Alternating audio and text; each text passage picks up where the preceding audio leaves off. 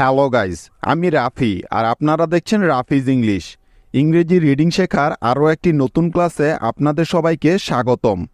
আজকে আমরা ইংরেজি বানানের একটি বিশেষ ওয়ার্ড প্যাটার্ন সম্পর্কে জানব। এই ওয়ার্ড প্যাটার্নটি জানা আমাদের প্রত্যেকের জন্যই খুবই জরুরি, কেননা এই ওয়ার্ড প্যাটার্নটি যে কোনো বাক্যের সম্পূর্ণ অর্থই পরিবর্তন করে দেয়। তাহলে চলুন মূল ক্লাসটি শুরু করা যাক। আমাদের আজকের প্রথম শব্দ ডিসইনফেক্ট।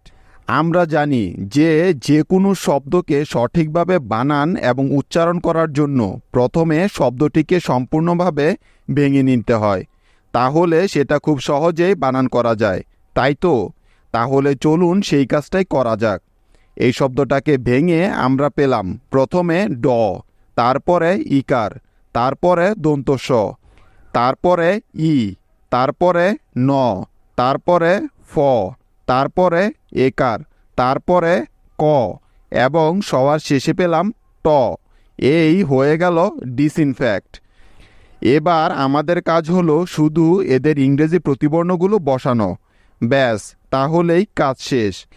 আমরা সবাই নিশ্চয়ই ইংরেজি প্রতিবর্ণগুলো জানি, ঠিক তো? তাহলে চলো এখন প্রতিবর্ণগুলো বসানো যাক। তো দেখো, শব্দটির প্রথমেই আছে ড, তাই ড এর পরিবর্তে নিয়ে নিব ডি। ড এরপরে ইকার আছে, সেজন্য নিতে হবে আই, কারণ আমরা জানি যে ই বা ইকারের জন্য আই বসে। তাহলে ডি আই মিলে হয়ে গেল ডি। তারপরে আছে দন্ত স, যার জন্য নিব এস, সুতরাং ডি আই এস মিলে হলো ডিস। তারপরে ই আছে, তাই নিতে হবে আই। ই এরপরে ন আছে, সেজন্য নিব এন, তাহলে আই এন মিলে হয়ে যাবে ইন, ডিস ইন। তারপরে ফ আছে, যার জন্য নিলাম এফ। ফ এরপরে একার আছে, তাই নিব ই, কেননা আমরা জানি যে একারের জন্য ই বসে। তাহলে এফ ই মিলে হবে ফে, ডিস ইন ফে। তারপরে ক আছে, সেজন্য নিলাম সি, কারণ আমরা জানি যে ইংরেজি বানানে ক এর জন্য সি বর্ণটি বেশি ব্যবহৃত হয়। সুতরাং এফ ই সি মিলে হলো ফেক, ডিস ইন ফেক। এখন সবার শেষে বাকি আছে ট, সেজন্য নিতে হবে টি, তার মানে এফ ই সি টি মিলে হয়ে যাবে ফ্যাক্ট, ডিস ইন ফ্যাক্ট। এবার দেখো এই শব্দটি থেকে আমরা কি কি সিলেবল পেলাম। D I S dis, I N in, F E C T fect, dis infect. Disinfect অর্থ হলো জীবাণুমুক্ত করা। ঠিক আছে, বুঝতে পেরেছ? এখন ভালো করে লক্ষ্য করো, এই শব্দটির প্রথমে আছে ডি আই এস। মনে রাখবে এই তিনটি বর্ণ একসাথে বসে একটি ওয়ার্ড প্যাটার্ন তৈরি করে, যার উচ্চারণ সবসময় সব জায়গায় হবে ডিস, এরকমটা। ঠিক আছে? অর্থাৎ যেখানেই পাবে ডিস সাউন্ড, সেখানেই চোখ বন্ধ করে লিখে দিবে ডি আই এস। বোঝা গেল? আর এই প্যাটার্নটা সবসময় শব্দের শুরুতে বসে। মনে রাখবে কোনো শব্দের প্রথমে ডি আই এস বসলে সেই শব্দের অর্থ বিপরীত হয়ে যায়। যেমন ইনফ্যাক্ট অর্থ জীবাণু দ্বারা সংক্রমিত হওয়া, তবে তার আগে ডি আই এস যুক্ত হওয়ার কারণে শব্দটির অর্থ হয়ে গেল জীবাণুমুক্ত করা, অর্থাৎ শব্দটির অর্থ সম্পূর্ণ বিপরীত হয়ে গেল। আশা করি এখন তোমরা বুঝতে পেরেছ। তাহলে চলো এখন পরের শব্দে যাওয়া যাক। আমাদের নেক্সট শব্দ ডিসক্লোজিং। এই শব্দটাকে ভাঙলে আমরা পাবো প্রথমে ড, তারপরে ইকার, তারপরে দন্ত স, তারপরে পাই কয় ল যুক্তবর্ণ ক্ল, যাকে ভাঙলে পাবো ক এবং ল। তারপরে পাই ওকার, তারপরে জ, তারপরে ইকার এবং শেষে পাই অনুসার। কি ঠিক তো? তাহলে এখন আমাদের কাজটা কি? আমাদের কাজ হলো এদের ইংরেজি প্রতিবর্ণগুলো বসানো। যেমন শব্দটির প্রথমে আছে ড, তাই ড এর পরিবর্তে নিলাম ডি। ড এরপরে ইকার আছে, যার জন্য নিব আই, তাহলে ডি আই মিলে হলো ডি। তারপরে দন্ত স আছে, সেজন্য নিতে হবে এস, সুতরাং DIS মিলে হয়ে যাবে ডিস। তারপরে ক আছে, সেজন্য নিলাম সি। ক এরপরে ল আছে, তাই নিব এল, অর্থাৎ CL মিলে হলো কয়ল ক্ল। তারপরে উকার আছে, যার জন্য নিতে হবে উ, তাহলে CLU মিলে হলো ক্লো, ডিসক্লো।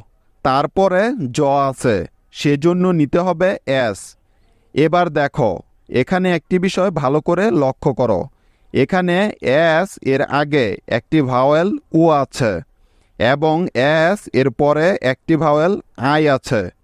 মনে রাখবে, নিয়মটি হলো এস এর আগে এবং এস এর পরে যদি ভাওয়েল থাকে তাহলে সেই এস এর উচ্চারণটা সবসময় জ এর মতো হয়ে থাকে।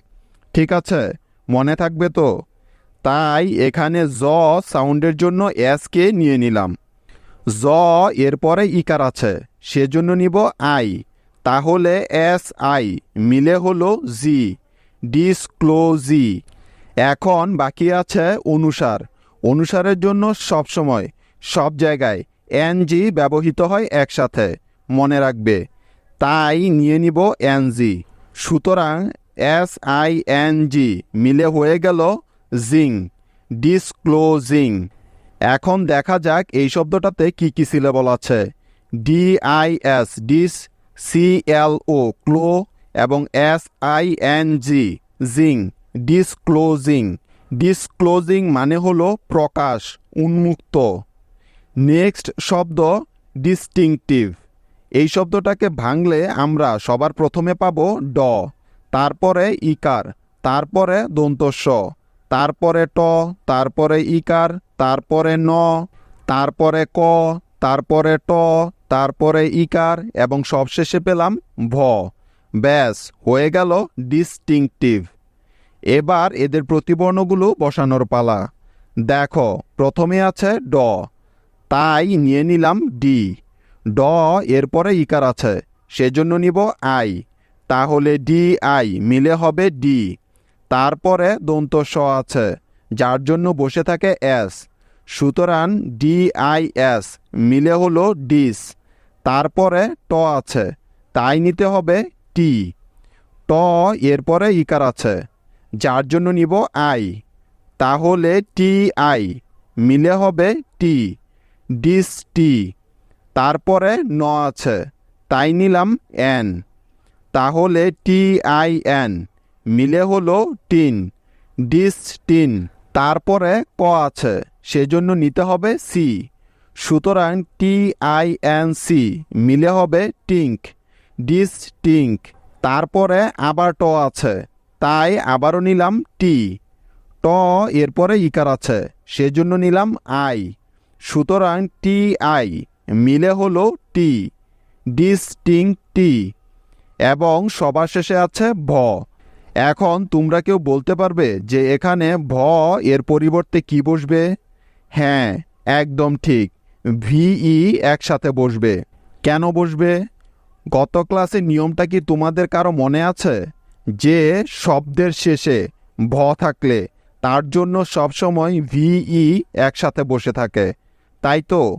তাহলে TIVE মিলে হয়ে যাবে টিভ, ডিস্টিংটিভ। এখন দেখো এই শব্দটিতে কতটি সিলেবল পেলাম। DIS ডিস, TINC টিঙ্ক এবং TIVE টিভ, ডিস্টিংটিভ। ডিস্টিংটিভ অর্থ হলো স্বতন্ত্র, আলাদা, অনন্য। ঠিক আছে, মনে থাকবে তো? তোমাদের আজকের হোমওয়ার্ক হলো ডিসমিস। এই শব্দটাকে ভেঙে বানান করে আমাকে দেখাবে, কেমন? তাহলে বুঝতে পারবো কে কতটুকু তোমরা শিখতে পেরেছ। আজ এ পর্যন্তই, দেখা হচ্ছে কালকে। সে পর্যন্ত টেক কেয়ার, বাই।